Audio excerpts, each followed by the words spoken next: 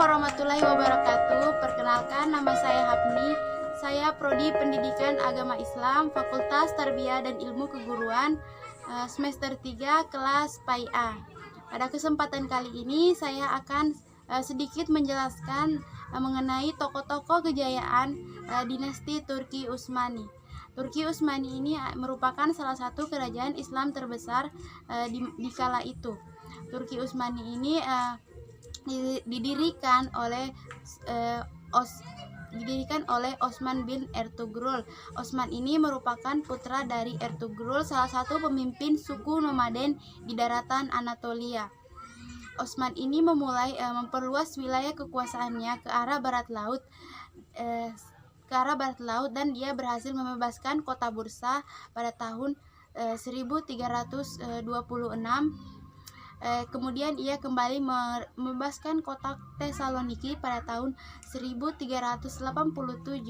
Ia juga berhasil membebaskan kota Kosovo pada tahun 1389 dan mengakhiri kekuasaan Erbia di wilayah tersebut. Tokoh-tokoh kejayaan dari dinasti Turki Utsmani ini kejayaan dinasti Turki Utsmani ini dimulai dari pemimpin ketujuh Turki Utsmani, yaitu Sultan Muhammad Al-Fatih. Sultan Muhammad Al-Fatih ini lahir di Edirne pada tanggal 30 Maret 1423. Beliau ini hidup di masa setelahnya Sultan Salaluddin Al-Ayyubi. Sultan Muhammad Al-Fatih ini mendapat gelar Al-Fatih karena ia berhasil menaklukkan kota Konstantinopel saat ia masih berusia 21 tahun. Sultan Muhammad Al-Fatih mempunyai kepakaran dalam bidang ketentaraan, sains, matematika, dan juga menguasai 6 bahasa. Luar biasanya lagi, keberadaan dari Sultan Muhammad Al-Fatih ini telah diprediksi oleh Rasulullah dalam sabdanya, yaitu kota Konstantinopel akan jatuh ke tangan Islam. Pemimpin yang dapat menaklukkannya adalah sebaik-baik pemimpin, dan pasukan yang berada di bawah komandonya adalah sebaik-baik pasukan. Hadis riwayat Ahmad.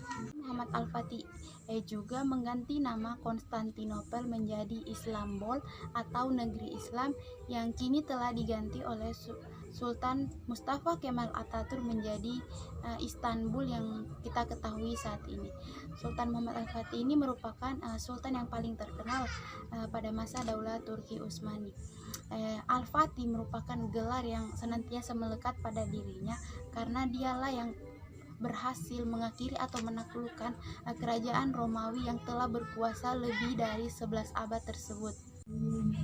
Sejak kecil, Sultan Muhammad Al-Fatih ini telah mencermati atau mengamati bagaimana usaha dan strategi ayahnya untuk menaklukkan kota Konstantinopel.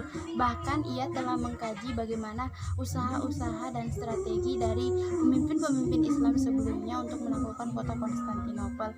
Hal ini semakin memperbesar atau memperkuat keinginannya untuk menaklukkan kota Konstantinopel karena ia ingin mewujudkan cita-cita umat Islam untuk menaklukkan kota Konstantinopel. Salah satu keberhasilan lain dari Sultan Muhammad Al-Fatih ini ialah dia berhasil mengadaptasi manajemen Bizantium atau manajemen dari kota Konstantinopel ini atau bangsa Romawi ke dalam manajemen Turki Utsmani.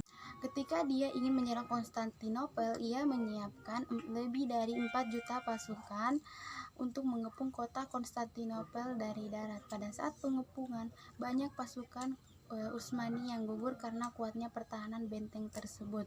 Pengepungan yang terjadi lebih dari 50 hari itu banyak sekali menguras tenaga, pikiran, dan kesabaran umat Islam. Hal ini terlihat ketika Sultan Muhammad Al-Fatih dan pasukannya ini hendak memasuki Konstantinopel, di mana Bizantium ini atau Konstantinopel telah memagari laut mereka dengan rantai yang membentang di semenanjung tanduk emas, sehingga musuh tidak dapat melewati perbatasan laut mereka selain melewati rantai tersebut. Kemudian Sultan Muhammad Al-Fatih ini memikirkan satu ide yang dipikir adalah satunya cara agar bisa masuk ke wilayah Bizantium, yaitu dengan cara menggandeng 70 kapalnya melewati Galata menuju ke Muara. dengan cara meminyaki batang-batang kayu dan dilakukannya ini kurang dari 1 malam. Keesokan harinya pasukan Bizantium ini kaget karena di depan benteng mereka itu sudah ada pasukan Utsmani yang siap menyerang.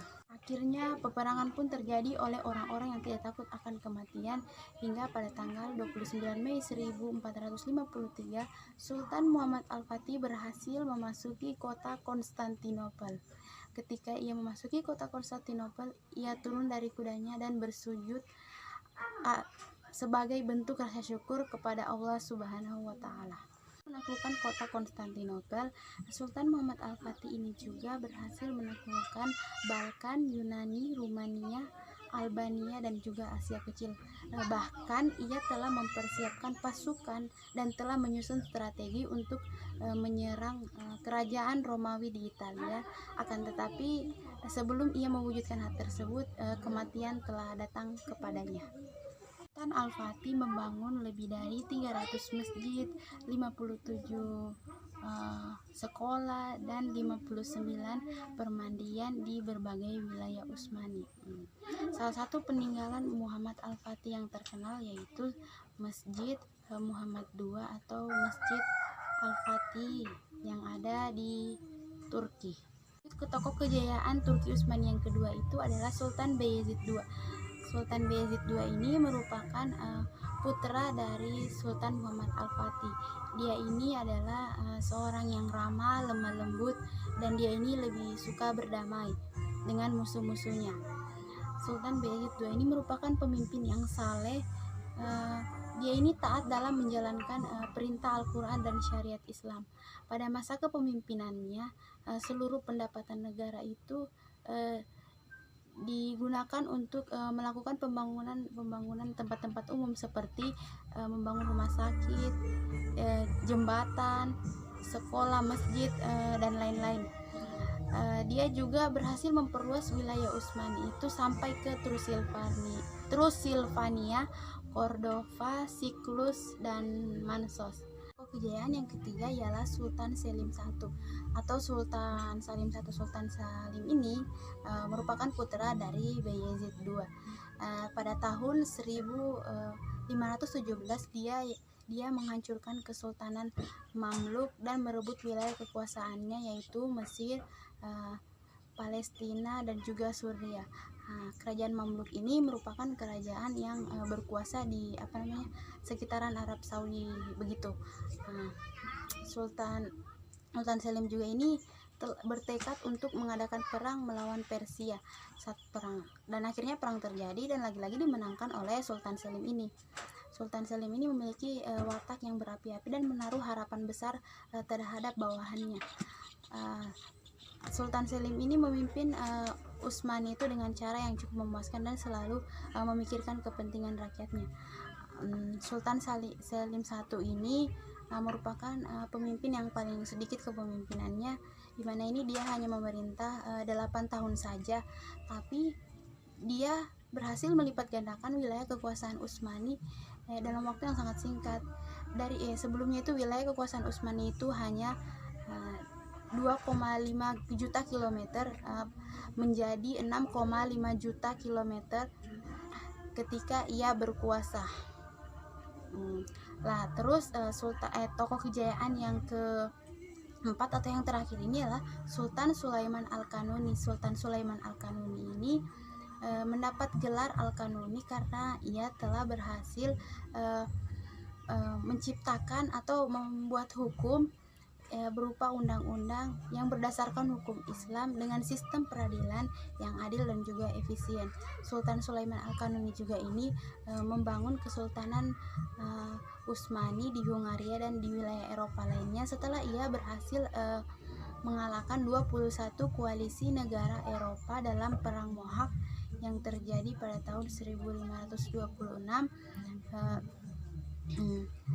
Dia juga berhasil menyatukan Baghdad dan mendapatkan wilayah atas wilayah Mesopotamia. Dia ini memerintah dari tahun 1520 sampai dengan 1566.